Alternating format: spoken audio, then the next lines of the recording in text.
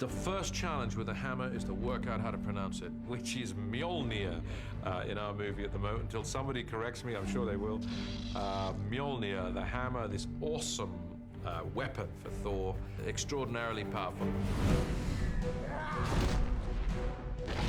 Next. What Thor can do with that hammer, what he's been visualized doing in the comics over 45 years, is spectacular stuff. Now getting more and more and more acquainted with the detail of the comics, I'm surprised and amazed at quite how much the hammer can do. He can create lightning storms, tornadoes. He can control the elements. The power of a sort of galactic nuclear explosion. We're going to tease it and surprise you and make you feel the weight of it, and also have fun with the many things it can do. He flies with it, you know, spins it around his hand and off he goes. He'll throw that hammer, no matter what it hits, it'll always come back to him. This has given us some of the most iconic and spectacular imagery.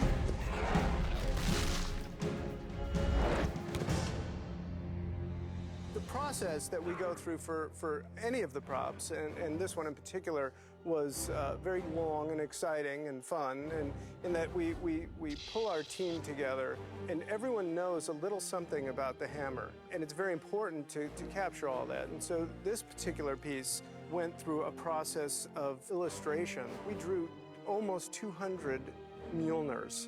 I think every time I drew Thor, almost, I did a hammer. Charlie had done a lot of variations. He did probably like 60 or 70 different variations at the very beginning of the project. They paid a lot of attention to paying homage to the Viking era, which is, you know, all the Norse mythology that Thor is based on. There is significance to everything we've done on the hammer. There are runes on the top of the hammer. Sort of went back and forth and decided what needed to be on this hammer, because there's a lore involved that you don't sway from in certain areas, and this is one of them.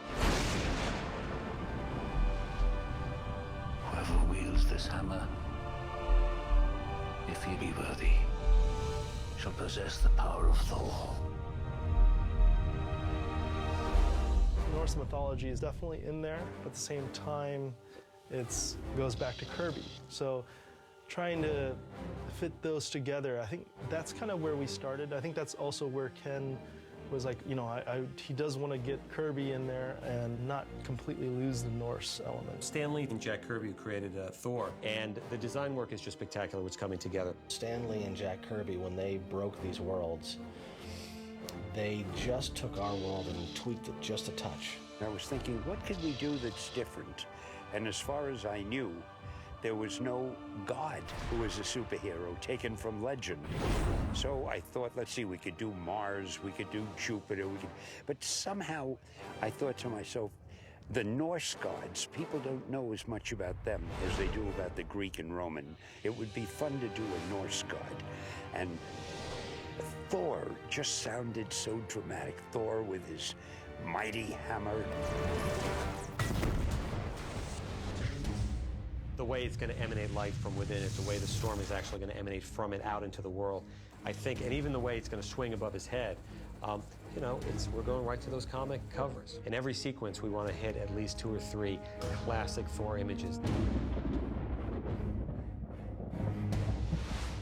And so you have Mjolnir. It was kind of guesswork as to what the scale was going to be. So I started with a base size hammer, and then I made 2 hammers that were 5% larger and 2 hammers that were 5% smaller, so that when we finally did get Chris in person, we just went through a process of handing him every hammer and did a screen test and sort of saw visually what would work best for him.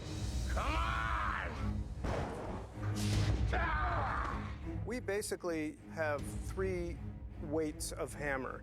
If we're doing a scene where there's a lot of dialogue and that you'll see the hammer close up, you unfortunately have to wield the heaviest hammer. The heavier the hammer, the more detail it'll give you. We'd sort of, you know, swap and choose to whatever we could get away with, you know, and often if the lighter one we could use, we'd use that because there was so much movement in the thing. And having to even in the costume hold your arm up like this was a battle, because the whole thing was, you know, thick leather and pieces of metal, sort of, you know, positioning it this way, so you're sort of pushing. It felt like, you know, 70, 80 pounds above your head. We make it so that they're interchangeable. You can see that I can unscrew this and change the heads out from a heavy to a lightweight hammer.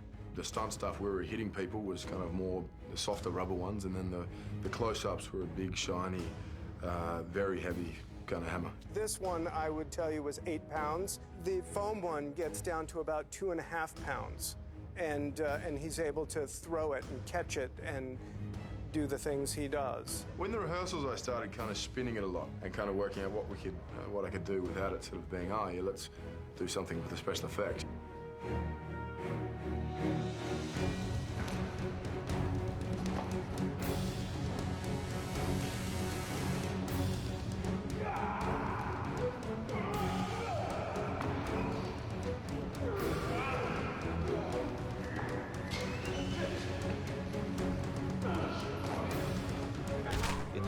Get to use many more things, and we get to invest his weaponry with awesome powers. Well, what if it's all the way out? It's Excalibur, you know, it's the sword in the stone. It has to have that power. When we see it, boy, you're going to know.